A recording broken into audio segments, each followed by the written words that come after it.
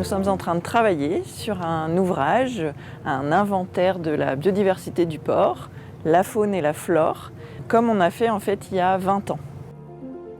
Alors on va inventorier les espèces animales et végétales, ce qu'il y a dans l'eau, tous les poissons qui peuvent passer, les oiseaux. Et on va aller jusqu'aux mammifères marins qui peuvent fréquenter le port, comme les dauphins il y a encore quelques mois.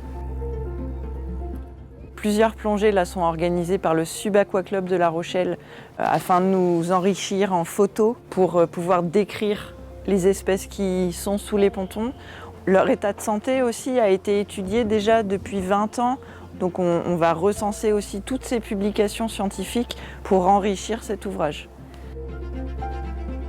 On a énormément de filtreurs, c'est-à-dire des huîtres, des moules, des acidies, qui sont des vrais indicateurs de qualité des eaux.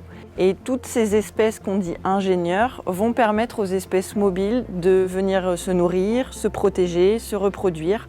Un port pour plein d'espèces, c'est un refuge, un abri.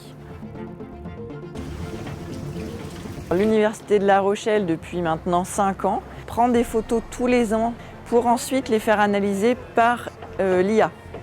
En ce moment, Lilou et Nora, tous les 5 mètres, elles vont prendre des photographies pour avoir vraiment un état de tous les bassins. Si on va de la date à laquelle on l'a fait. Une fois qu'on a effectué l'échantillonnage photographique, on va venir récupérer ces images et les traiter de manière numérique. Pour cela, tout d'abord, on va venir identifier les espèces qui sont présentes. Comme vous pouvez vous rendre compte sur cette image-là, on se retrouve avec plusieurs dizaines, voire plusieurs centaines et même parfois plusieurs milliers d'individus par photo et ainsi faire un inventaire précis des espèces présentes à l'échelle du port des Minimes. Alors effectivement, nous collectons des données avec différents partenaires tels que l'Université de La Rochelle, l'Ifremer, le CNRS, la LPO, l'Aquarium de La Rochelle, même le Muséum d'Histoire Naturelle.